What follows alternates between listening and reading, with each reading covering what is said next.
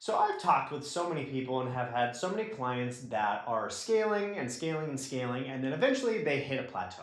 And that plateau may be in the six figures, or maybe in the seven figures, the eight figures, wherever it is, doesn't really matter, because the solution is always the same. Uh, and so in this video, I'm going to walk you through my process for breaking through a plateau wherever you're at in your business, because a plateau really is just caused by not being able to spend more money. Like that's really the only reason a plateau happens. So if that's the cause or that's the constraint, in the way that I would talk about this, what do you do? What do you do? How do you remove that constraint? All right. So here's my process for thinking through this, walking through it, and actually breaking through the plateau. So the first thing is you have to understand your economics. You have to understand specifically your capital return velocity. And so if you're not familiar with that term, which you may not be because I literally created it, it's basically just the speed at which cash cycles through your business. All right, not cash conversion cycle because that's just on the inventory side of things, not your payback period because that's just acquisition, but like if you have to buy inventory, all right, and then you have to pay for acquisition, and then you have overhead, you have all these things, how long does it take for you to invest a dollar into product, and then you have to generate the customers, you need enough contribution margin to pay all that off, plus all your overhead costs. How long does that process take? All right, so that's capital return velocity. And really all you have to know is, okay, how long does that take? Because that tells you how much cash you need to float at any given time. All right. So if it takes you 5 months, and it's, you would have to do the math in your business and figure out like, okay, we're spending this much, right, over 5 months, therefore we need to be able to float X amount of dollars. All right. So that's the first thing that you have to know. The second thing that you have to know is your 1 year, and I usually go by 1 year. This would be a little bit different for everyone, but like I generally use a 1 year CM LTV, that you should know. I think that's just the basic foundation that every business needs to know. And it's essentially how much contribution margin are you collecting throughout the first year of a customer's life cycle. All right. And I'm not talking about gross LTV. I'm not talking about like total lifetime value. It's within the first year. They come in on day one. By day 65, how much contribution margin have you collected throughout that time frame? All right. So you have to understand that. And then the third big piece, is knowing your attribution variance. All right. So when you spend a dollar, how much revenue does, let's just say it's Facebook, Meta. I still can't stand that name, but so we're going to go back to Facebook because I hate the word Meta, or I hate the name Meta. So Facebook. Uh, if they're saying you made whatever, you spent 50,000 and you collected 50,000, all right. What is your actual attribution in your CRM, like in Shopify or in whatever CRM you're using to collect those sales? What does that show? All right, and this is why anymore, like Cappy is a complete must. You have to be able to know that because the pixels just are not accurate anymore. There's generally like a 10 to 20% variance. So if Facebook is saying 50 grand, you may have somewhere between 40 to 60 grand in reality. All right. So the only way to know that is to have Cappy enabled. All right. And to be sending that data back to Facebook because they miss they're generally underreporting that. It's generally like, if you actually collected 50, they're showing 40. Simply because, I mean, but it depends. It depends on the setup and all that sort of thing. So I don't want to give a blanket response on that. But either way, make sure that Cappy is installed. You're sending actual data from your CRM back into Facebook, and making sure that you're doing the deduplication and all that kind of stuff so that you have accurate data. You should be somewhere in the like under 10%. You want to be within 10%. All right. But always as close as you could, possibly get it. All right. Because then you know like the actual reality of what you're generating from what you spend. All right. And then once you know all those things, all right, so those are like the three main things you have to know: your capital return velocity, how fast it takes for cash to come back, how much you make over a year, and how close you are in attribution, because that's like your reality. All right, you can't just rely on pixel data. Once you know all that, it's going to help. Then you have to know your levers. All right. So, with all that information that we have, what levers can we pull to be able to basically pull a lever and spend more money to be able to get more customers? All right. And so the first lever that you have in that when you're trying to break through a plateau is look at, and this really comes back to my five lever framework. Look at your contribution margin. All right. Are there any improvements that you can make in contribution margin? Because when you improve contribution margin, it has a downstream effect. And what I've found, and I say this all the time, for every 1% improvement in contribution margin, you're generally, again, in generalities, you're looking at roughly a 4 to 6% improvement in profit. So if you can improve your contribution margin by even just say 5%, and let's just go with the 5% improvement in profit, that's a 25% improvement in profit. That's adding a lot more profit that you can then use on the front end, all right, to increase your allowable your ACAC, your allowable customer acquisition cost, uh, to then get more volume. And then if you know your 1 year your 1 year CM LTV, then okay, well, if I increase the volume, that's going to get me a bunch more customers who are going to give me a bunch more money throughout the first year. I always look at things in terms of 1 year time frame. All right, because a lot of times, like when you're scaling, if you're increasing your CAC, it's going to look bad like for a couple months, and then it's just going to go poof, and you're going to see the big increase. But you have to know how to model all this stuff out and know what's coming before you do that. Otherwise, if you don't understand how this all works, you're going to increase your CAC, and then your boss, or you, if you're the boss, you're going to look at it and go, oh my god, that didn't work, cut it, cut it, cut it, cut it, cut it, right? Not knowing that, well, yeah, you just turned off the spigot for all the other profit coming later. All right, so you have to understand when that profit hits, when you get past your break even point, when that's going to become profit. That's why you have to know those things that I talked about earlier. So contribution margin is the first lever that you have. The second one is increasing volume. All right, so if you can figure out how to get more customers at the same ad spend, and not the same ad spend like $50 per customer, but I mean like if you're spending 50,000 and you're getting whatever 1,000 new customers, if you can figure out how to get 1,200 new customers at that same spend, then that's a big lever that you have to pull, because you're still spending the same amount on acquisition in terms of dollars, but you're getting more customers, and those customers again are going to be worth a certain amount of money over a 12-month period. So eventually, once you get past that break-even point, what I just said, you're going to see a big increase in your profit, right? And the biggest one here is just increasing your conversion rate. So this is where it's really important to get to be doing CRO, conversion rate optimization. It's important to be looking and trying to find all of the things that you can do to increase conversion rate. My scalable offer score is a great way to do this. If you're not familiar with that, I've done a podcast on this. It's covered in detail in the book, The Scalable Profit Model. So go pick that up. It's like $10. So I mean, it's well worth being able to increase your conversion rate quite a bit just for that one single chapter. The next one would be increasing your day one average order value. All right, so again, if you can get more money from each customer, and say let's just say that you're spending $100 per customer, that's your CAC, and you have $100 CM AOV, so contribution margin adjusted average order value. That means you are break even on customers. Fantastic, right? You're getting customers. That payback period is basically 0 days. Now you still have to pay for your overhead per customer. Don't forget that, and you're still paying for inventory, which I guess is included in contribution margin. But you need enough volume to be able to cover that, right?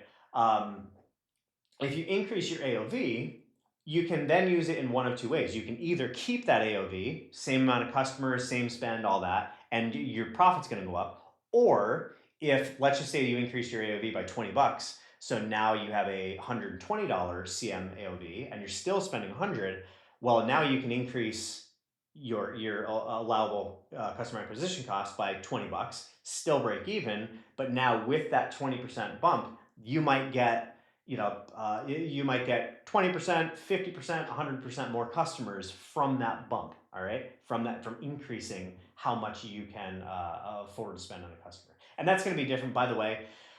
How many more customers you get by increasing your ACAC is going to vary dramatically. It depends on there's levels to this, and I should do a whole other video on it.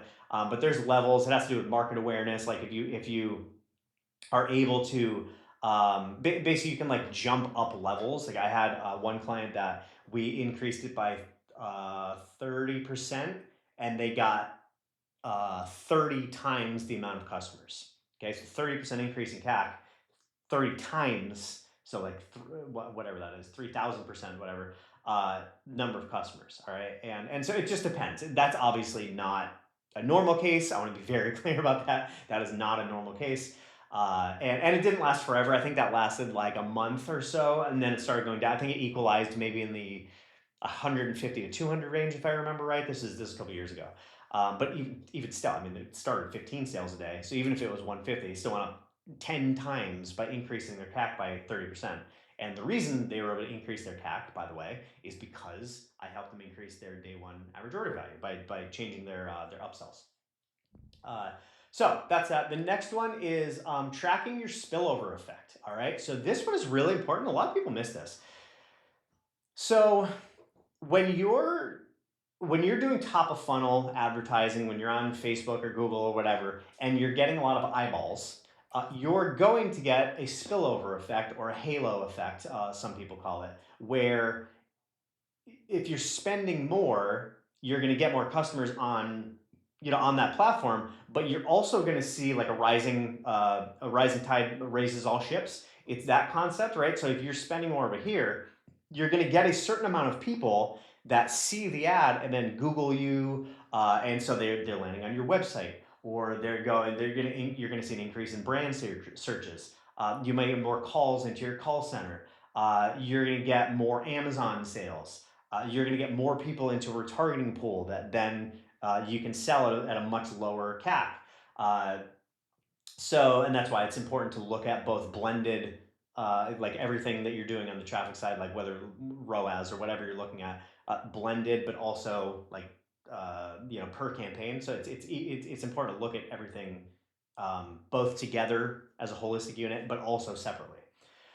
You're going to get more website traffic, like I said. And if you have like SMS on your website, you're going to get more SMS subscribers. You're going to get more email subscribers, right? So the more you can spend, that's going to have downstream effects.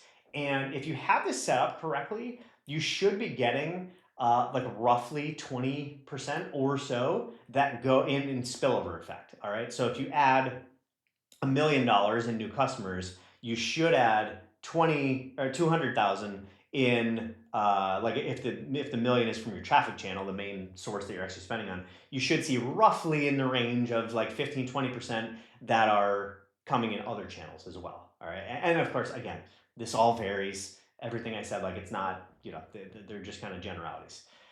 The next thing that you can do, right? So that's the spillover effect. Make sure that you have all that stuff in place.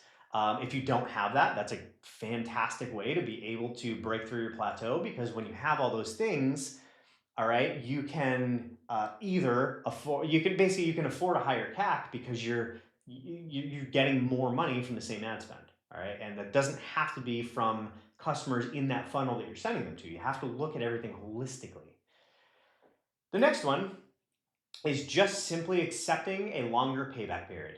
All right. So if let's just say right now, you think that you can only afford, you have to break even on day one.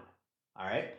Well, what would happen if you were tracking how much contribution margin you were generating from each customer over time?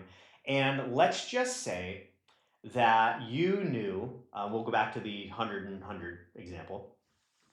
Let's just say that you were spending $100 to acquire customers that brought you in $100 in contribution margin on day one. So you were break even on day one. And then you looked at your stats and you said, oh, wow, These customers by day 90 are worth $200. Okay. And then by day, we'll just say 365 are worth $400, right? So in that year, you're going from 100 to 400 within, so you're 4xing the LTV to CAC ratio, like from day one to day 365. All right.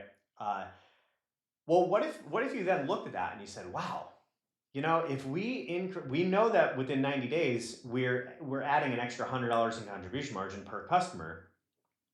What would happen if, rather than breaking even on day one, what if we were willing to go 90 days in the hole, because we know that when we put people through this sequence, through this journey, we know how much they're going to be worth over time. And now, instead of a $100 CAC, you had a $200 CAC. Now, what's going to happen is you're going to lose money up front, obviously. But if you know, and I can't do the math off the top of my head, but you know that the total, the total amount that you're getting per customer in the first example is $300 in contribution margin over the first year. And in the second example, it's only 200. But what if doubling your CAC got you 10 times the amount of customers? Well, now you have 10 times the amount of customers. So actually, let's do that. So I'm going to try to do just very simple math off the top of my head. So let's just say the first one was 1,000 customers, and you knew that they were worth $300. Like over the course of a year, they're worth $300, right? So that is 1,000. It'd be 300,000, 3 million, whatever it is, a year. I don't even know if I did that math right, but whatever that math is. 300 times, yeah, it's 300,000 in the in the year in contribution margin. And so then if you 10x that, so now it's 10,000 times 200 is 2 million, right? 10,000 times 200. Yeah, I'm pretty sure that's 2 million. So that, if you look at that, and of course you're gonna have overhead and all the things, but like if you just look at like the total contribution margin collected, because you were able to, even though you went negative on day one, because you got so many more customers, and you looked at that over the first year, that math makes so much sense. And of course you would have to verify that, right? Because you're only going to, you don't know how many more customers you can get if you increase CAC. So you would have to test that. But that's a pretty easy test to do. I mean, you'd waste, you would, you'd put a couple $1,000 up in risk to be able to test that. But right? Like, I mean, you just have to do the math and double CAC, run it for a month, see what happens, right? Maybe you get 30 times the amount of customers. Maybe you get 5 times the amount of customers. You have to see where that math for your business, and you would model this out. Like if I'm working with a client on this thing, I would model it out and I would have a literal spreadsheet. Okay, cool. We're going to raise CAC over the first year. Here's what that's going to turn into. And if we, and I would find that break even point. I would look at that and say, okay, let's look at, we double CAC, let's double the amount of customers. What does that look like at the end of the year? Okay, cool. What if we triple the amount of customers? Cool. What if we quadruple the amount of customers? 5x, 10x, whatever, and you find your breaking point where it makes sense. And you'd have to add a little bit of like a layer of like risk mitigation on there, because you don't want to, because then you have to wait longer, so you have to factor that in. Because it's the longer you go out before you break even, the more risky it gets. So you have to add that risk factor into it. And so this is why it's kind of hard to do just on a video. But if I were working with a client, I would be talking to them about this. Okay, cool. Like, how much more profit do you need for this to make sense for you to go in the hole for 3 extra months? Right. So and everyone's going to be different. Some people would be like, I don't really care. Right. I'm willing to do that, even if it's 10% extra profit. I know that's going to add an extra 500 grand a year for me. So that 500 grand is worth the risk of going 3 months in the hole, or whatever. Maybe for you, you would have to have a million in extra profit to make sense, or maybe you'd have to have $10 to make sense. Like it's going to be different for literally everybody. It depends on your goals. It depends on your risk tolerance, all those things. All right. So point there is that's one of your levers, is just to simply accept a longer payback period. And then the next one would be to improve your capital return velocity. So I talked about how you need to know your capital return velocity. This is one of the things I do for my clients. Again, okay, well, let's actually combine this. So you're doing a longer payback period where it's going to take you 90 days. Well, okay, so let's do this. Let's say that right now you have inventory and you're paying, and just for, again for simplicity, let's just say that you pay for your inventory 100% up front and the lead time is 8 weeks. All right, so that means you're out of that money for 2 months and you don't have any sort of financing. You're just doing this out of pocket. Well, one way to reduce your risk would be to get a working capital loan, bridge loan, line of credit, some sort of outside funding, and then pay off your, or you could even negotiate with your manufacturer, would be another way of doing this. But the point here is we're eliminating that 2 months. So that way, instead of you taking 3 months to break even, instead of day one, like, the conservative approach here was like break even day one, then accepting a longer payback period, we push that to breaking even in 3 months. And that's just an acquisition, by the way, not the other stuff. But so we add 3 months. Well, now we would look at that and say, okay, I don't really love going in the hole for 3 months. So what can we do to shorten, the cash crunch? So then you get outside funding. You pay, let's just say 10% for that funding. Well, then you eliminate those 2 months, and now you have, and we'll just say you have 5 times the amount of customers. So now you have 5 times the amount of customers, and all you did was go from breaking even on day 0 to day 30. Well, now, okay, let's just say you have a normal credit card. Now there are credit cards that let you pay it off in 60 days. So now you get that credit card, all right, and so now you don't have to pay that off for 60 days. So that removed that 30-day gap. So now you're still break even day one on a cash basis, but you have 5 times the amount of customers. All right. And so do you see the point here is like, do you see how it's all about understanding what you have to do, how the economics work, and what levers that you can pull to put the economics in your favor based on what you want from the business. That is, in one sentence, what I show my clients how to do, and it's what I'm teaching you how to do. And it's why this is so important, because instead of trying to just throw a whole bunch of stuff against the wall and it takes you years to figure it out, you just say, okay, here's where we are, here's where we want to be, how do we bridge that gap? That's literally the name of this game. And then the final way to do this, to break through the plateau, and to be able to basically afford a higher CAC, is simply by decreasing your overhead. Because in your formula for how much you can afford to spend on a customer, overhead per customer is one of those pieces. All right. So if you have $100 overhead per customer and you increase the amount of customers by double, well now, and you don't increase your overhead, well now your overhead per customer is 50, right? We cut it in half. This one doubled, so this one goes down, right? Or you can trim, if you decided to trim your team, maybe you get more lean, or whatever it is, right? You can kind of, when you're looking at your operational efficiency metrics, it's really about either cutting what you have now at the same volume, or you increase your volume without cutting your overhead, which they both do the same thing, or you can do them both in tandem, right? So do you see how I hope this is coming across as a better way of thinking through, and like an actual strategic way of thinking through how to scale and how to break through plateaus? Most people, when they're looking at this, it's just, oh, we need to test a new VSL. We need to put up 300 new ad creatives. And it's like, no, like, great, do that stuff. That's fine. Do that stuff. Marketing team, go do it. Right? Great. But like all of the strategy behind it, the economic strategy, the financial stuff, like that's what is going to give you the biggest, the fastest wins. And you can model it out. All right. So you don't have to waste hundreds of thousands of dollars testing paid media. You can just literally look at the numbers, model the numbers, and tweak them and know exactly what you need to do. Because even with these 7 things, like if I'm working with a client and this is our goal, I'm walking them through step by step. What if we did this? What does that look like? What if we did this? What does that look like? What if we did this? What does that look like? Etc. And then you just see, okay, well, we have 7 different ways to do this. We have now modeled out what needs to happen for those 7 things to get us where we need to be. And now you just say, what has the highest chance of working? And you do that. And if that one doesn't work, you do the next one. And if that one doesn't work, you do the next one, right? And so you're never guessing at this, all right? You have a very strategic plan. It is step by step. It is just look at the numbers, test it. What do we need to make it work? Boom, it worked.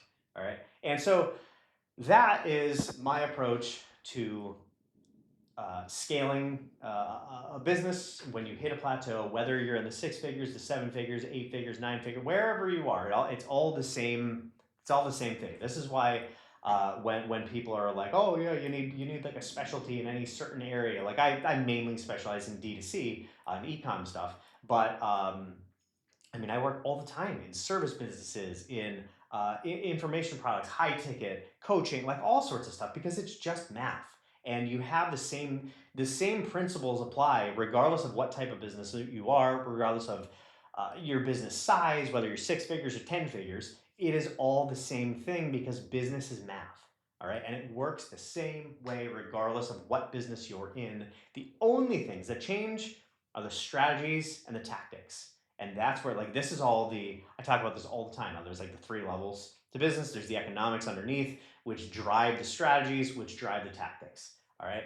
And so I hope this helps. I hope this gives you some clarity on how to break through a plateau. If you're currently in a plateau and you would like to do this with me to break through that plateau, to add more scale to your business with being more profitable at the same time and with better cash flow, all that sort of stuff, and without stressing your mind over it, reach out. I'm here to help. Otherwise, I hope this helps you, and I hope you have a fantastic rest of your day.